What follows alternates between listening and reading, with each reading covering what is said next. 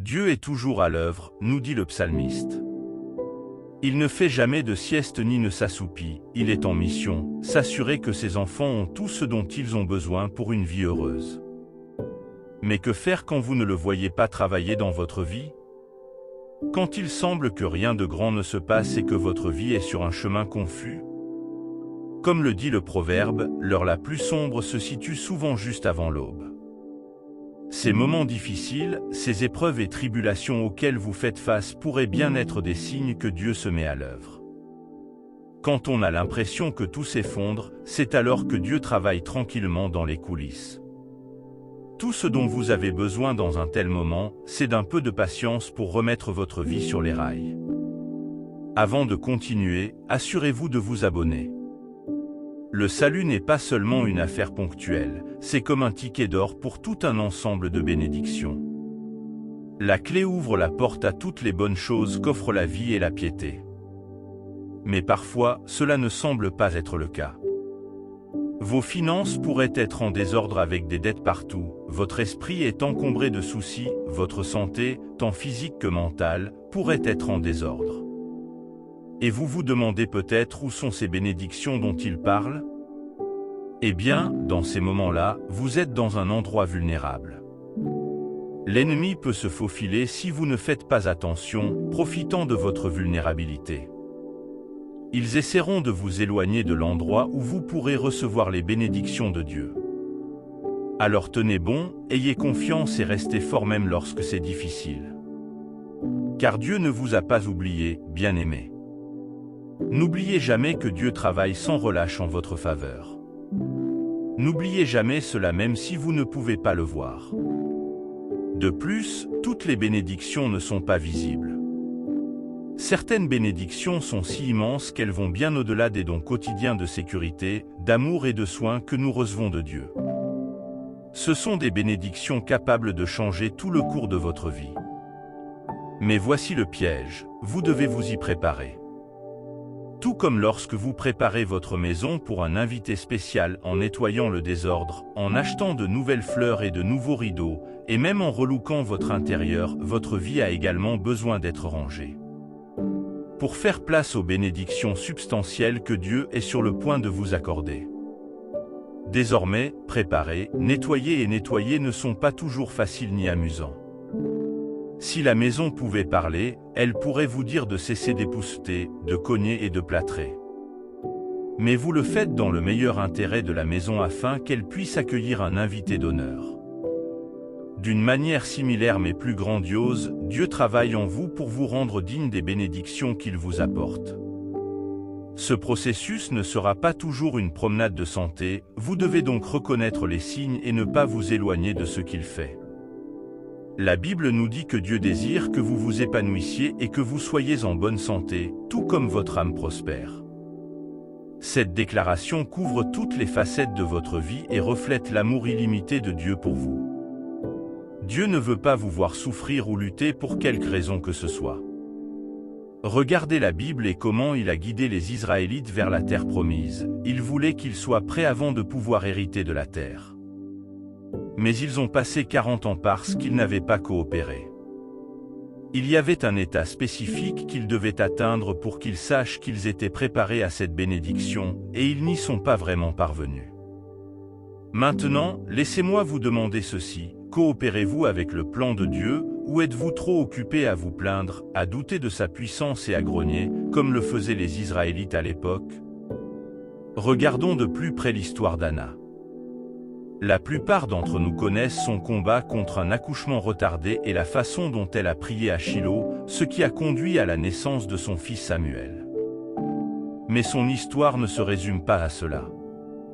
Au début, Anna n'en avait pas et elle enviait sa coépouse qui en avait. Elle pleurait chaque fois que l'autre épouse de son mari, Penina, la contrariait. Mais avez-vous remarqué quelque chose? Elle voulait un enfant pour la mauvaise raison, prouver qu'elle n'était pas stérile.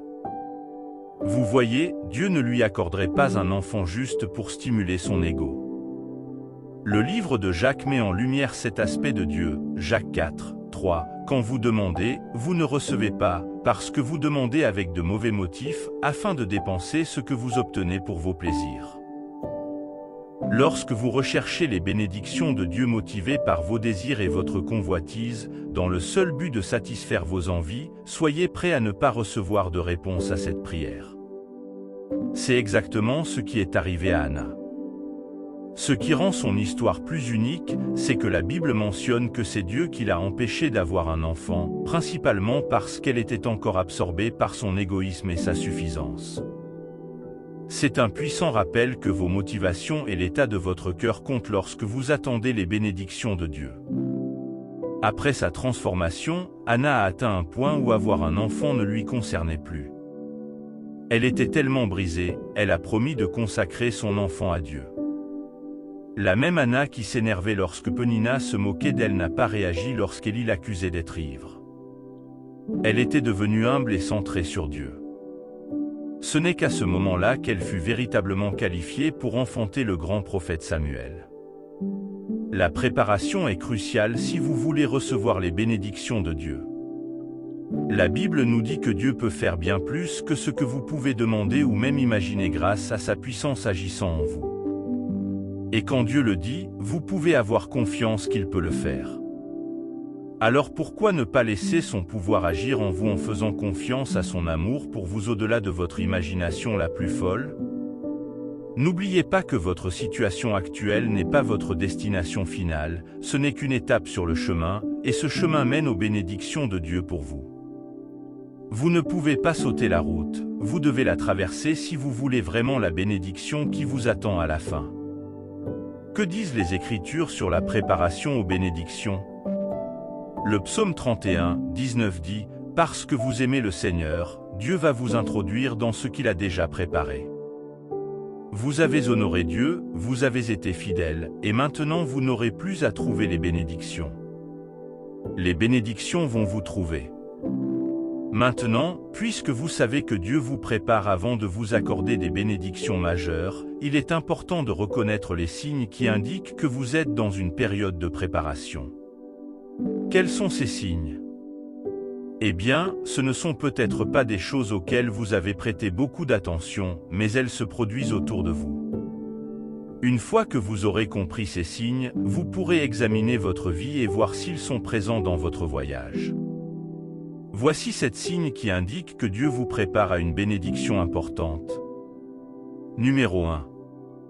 Opposition et défis intenses. Même si vous avez probablement été confronté à des défis à différents moments de votre vie, lorsque Dieu se prépare à vous bénir, vous rencontrerez des défis bien plus féroces.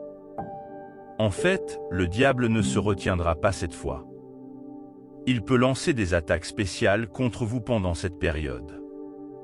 Tout vous frustrera et vos défis vous feront remettre en question ce que vous avez fait pour mériter de telles épreuves. Rappelez-vous, Jean 10, dit, le voleur ne vient que pour voler, tuer et détruire. Je suis venu pour qu'ils aient la vie et qu'ils l'aient en abondance. Cela devrait être votre consolation face aux défis. Vous pourriez avoir l'impression que le diable a assigné toute son armée des ténèbres pour vous faire trébucher. Ils feront de leur mieux pour éroder votre foi et vous faire douter de la fidélité de Dieu. Durant cette saison également, les gens vous trahiront. Vous pourriez même perdre votre emploi, votre maison et les choses qui vous sont chères pourraient disparaître. Vous pourriez recevoir des rapports médicaux décourageants ou un proche pourrait se retrouver à l'hôpital. Cette saison pourrait ressembler à la description de David de marcher dans la vallée de l'ombre de la mort, car il va faire vraiment sombre. Cependant, lorsque des choses comme celle-ci se produisent, c'est un signe clair que Dieu prépare quelque chose d'important pour vous, et que cela est sur le point d'arriver. Numéro 2. Foi accrue en Dieu, l'intense opposition et les défis auxquels vous faites face pendant cette période peuvent avoir 2 effets profonds sur vous. C'est un moment critique où soit vous commencez à douter des capacités de Dieu et céder à la pression croissante, soit votre foi en Dieu connaît un changement remarquable. C'est à ce moment-là que vous n'avez d'autre choix que de passer du temps avec Dieu parce que vous avez l'impression que tout le monde est contre vous et que Dieu reste votre seul allié. Vous vous retrouverez à consacrer plus de temps à la prière et à l'étude de la parole de Dieu. Votre faim de la présence de Dieu s'intensifie et votre vie de prière s'approfondit. Il ne s'agit pas seulement de demander à Dieu des choses matérielles, mais vos prières commencent à atteindre un niveau plus profond. Pendant ce temps, vous apprendrez à connaître Dieu plus profondément. À mesure que vous en apprendrez davantage sur lui, votre foi commencera à s'épanouir. Cela peut atteindre un niveau qui dépasse la compréhension humaine, un niveau où vous faites fermement confiance à Dieu. C'est le genre de foi qui vous permet de sauter dans l'océan sur ordre de Dieu, même si vous ne savez pas nager. Lorsque votre foi atteint ce niveau extraordinaire, c'est un signe clair que Dieu vous prépare à une bénédiction monumentale. Pour le recevoir, vous devez y croire de tout cœur. Numéro 3. Dieu élimine les personnes et les choses nuisibles de votre vie. Dieu veut vous positionner au mieux de votre forme avant de vous envoyer des bénédictions. Il devra peut-être retirer certaines personnes et certaines choses de votre vie. C'est une période où vous risquez de perdre des amis et des relations. Certains peuvent s'en aller en précisant qu'ils ne veulent rien avoir à faire avec vous. D'autres pourraient vous blesser profondément, peut-être même trahir votre confiance, et Dieu pourrait vous demander de rompre les liens avec eux, ou vous pourriez naturellement les dépasser en raison de la croissance spirituelle que Dieu favorise dans votre vie. Quelle que soit la manière dont Dieu choisit de le faire, le but ultime est d'éliminer les influences toxiques qui pourraient entraver votre progression, vous permettant ainsi d'avancer à un rythme qui vous mènera à recevoir vos bénédictions. Numéro 4. Dieu semble silencieux ou lointain, cela pourrait être l'étape la plus difficile de votre cheminement pour recevoir votre bénédiction. C'est une chose de faire face à tous les défis et à toutes les adversités quand vous pouvez encore sentir Dieu à vos côtés, vous tenant la main, vous rassurant que tout ira bien. Mais c'est une toute autre expérience quand on ne sent plus sa présence, quand il semble silencieux. Vos prières ont l'impression de tomber dans l'oreille d'un sourd, même après des heures de prière et de temps passé en sa présence, vous ne le voyez pas bouger. Lorsque vous êtes vide, ils indiquent tous clairement qu'il est en train d'élaborer quelque chose qui vous laissera sans voix lorsqu'il le dévoilera. Bien sûr, personne n'aime être dérangé lorsqu'il est occupé. Honnêtement, cette saison peut être incroyablement difficile. Pensez à ce que Jésus a dû ressentir sur la croix lorsqu'il a crié « Mon Dieu, pourquoi m'as-tu abandonné ?» C'était pour lui le summum de la souffrance, mais le Père n'était pas là pour le réconforter. Rappelez-vous qu'après avoir vaincu Satan dans le désert, la Bible rapporte que les anges sont venus le servir. Mais à ce moment-là sur la croix, aucun ange n'était là pour offrir du réconfort. Cela a dû être angoissant, mais tout cela faisait partie du processus visant à obtenir une plus grande gloire. Vous traversez peut-être cette période en ce moment même où vous avez l'impression de ne pas sentir la présence de Dieu et où vous luttez contre un sentiment de solitude. Mais n'oubliez pas que ce n'est qu'un sentiment, pas un fait. Dieu est toujours avec vous, même dans les moments les plus sombres. Ce n'est pas parce que vous ne pouvez pas le voir qu'il n'est pas là. Tout ce que vous vivez est une épreuve, une préparation aux bénédictions qui arrivent. Donc, s'il semble que Dieu n'écoute plus vos prières, rassurez-vous car c'est le signe que vous êtes plus proche de vos bénédictions qu'au début. Tenez bon et continuez à faire confiance à Dieu, car il ne vous abandonnera jamais et ne vous abandonnera jamais. Il a fait cette promesse et il ne reviendra pas sur sa parole, quoi qu'il arrive. Numéro 5. Les portes commencent à se fermer. Pour recevoir vos bénédictions, vous devez être au bon endroit. En préparation, Dieu pourrait commencer à fermer les portes qui vous égarent. Le diable a peut-être ouvert certaines portes pour vous confondre et obstruer votre chemin vers l'endroit où Dieu veut que vous soyez. Durant cette phase, Dieu commencera à fermer ces mauvaises portes. C'est un acte de son amour, et même si vous ne le comprenez peut-être pas entièrement, regarder ces portes se fermer peut être un défi. Pourtant, si vous faites confiance à Dieu, vous finirez par l'apprécier d'avoir fermé les portes qui ne vous convenaient pas et de vous avoir mis sur la voie des bonnes choses dans votre vie. Numéro 6. Instruction claire. Parfois, vous devez prendre des mesures spécifiques pour vous préparer à la bénédiction. Cependant, si vous ne connaissez pas ces actions, comment pouvez-vous les suivre? C'est pourquoi un autre signe que Dieu vous prépare à une bénédiction importante est qu'il commencera à vous donner des instructions inhabituelles et peut-être peu familières. D'autres autour de vous n'ont peut-être pas reçu de telles instructions auparavant, mais comme votre situation est unique, il vous faudra une grande confiance pour obéir à ces instructions et ne pas manquer ce que Dieu a préparé pour vous. Numéro 7. Dieu révèle le but de votre douleur. C'est souvent le dernier signe qui précédera votre percée ou qui peut même l'accompagner, même après que vous ayez prié. Vous ne le comprendrez peut-être pas. Il est essentiel de réaliser que ce n'est pas à vous de remettre en question Dieu ou d'exiger des explications. Beaucoup de gens font l'erreur de se sentir en droit d'obtenir une explication de Dieu pour tout ce qui se passe dans leur vie. Ils abordent chaque phase avec un air d'arrogance. Cependant, Dieu ne doit d'explications à personne. Ceux qui demandent des explications finissent souvent par se décourager et peuvent percevoir Dieu comme infidèle. Mais que ce soit clair, Dieu n'est pas infidèle, ni insouciant. Il planifie tout méticuleusement dans votre vie. Comprenez et installez-vous dans votre cœur que si cela ne fonctionnait pas finalement pour votre bien et pour sa gloire, cela n'arriverait pas. Tant que vous ne désobéissez pas à la volonté de Dieu, vous pouvez être assuré que votre vie se déroule pour le bien. Cela dit, lorsque votre bénédiction est à votre porte, vous commencez à comprendre pourquoi vous avez dû endurer tout ce que vous avez fait. Vous commencez à comprendre pourquoi vous avez dû attendre cette longue année avant que la personne idéale n'arrive. Vous comprenez les raisons de cette perte d'emploi et pourquoi Dieu a bloqué votre chemin vers une école ou une ville spécifique. Cependant, cette compréhension apparaît généralement lorsque la bénédiction est sur le point d'entrer dans votre vie, et non au début de vos épreuves. C'est pourquoi il est crucial de continuer à faire confiance à Dieu et à tenir ses promesses même lorsque tout autour de vous semble sombre et que vous ne voyez pas la sortie. Ayez confiance que votre bénédiction viendra au moment idéal.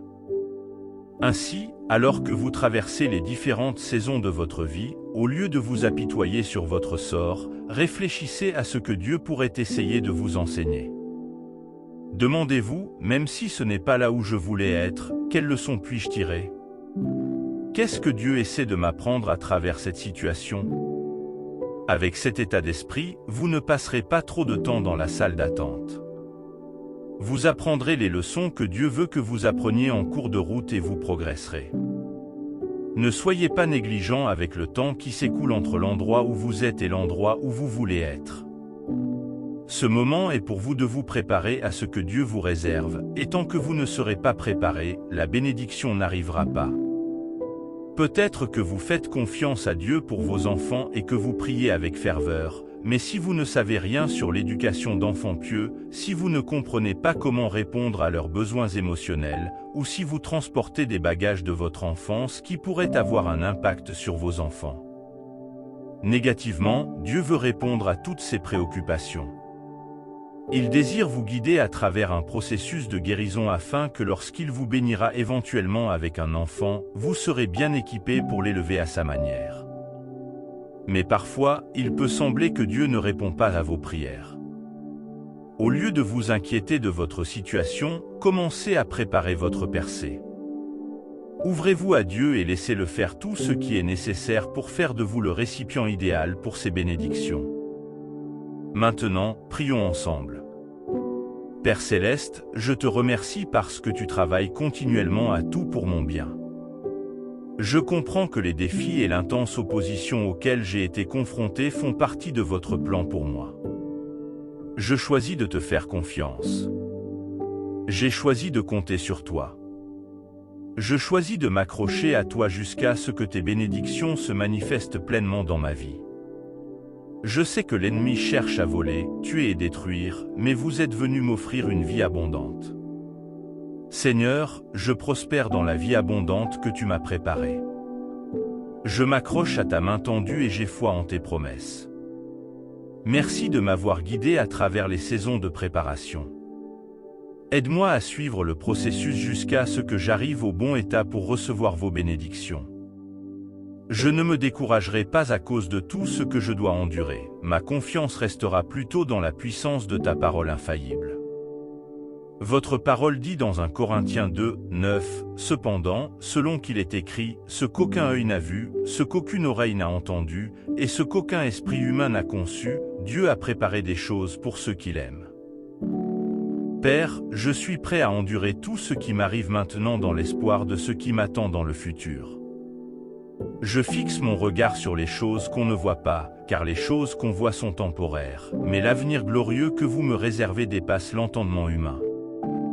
Seigneur, s'il te plaît, fais tout ce qui est nécessaire pour que je reçoive toutes mes bénédictions. Je coopère avec vous, travaille sur mon cœur, nettoie mes désirs et mes motivations et aligne-les avec ta volonté pour ma vie.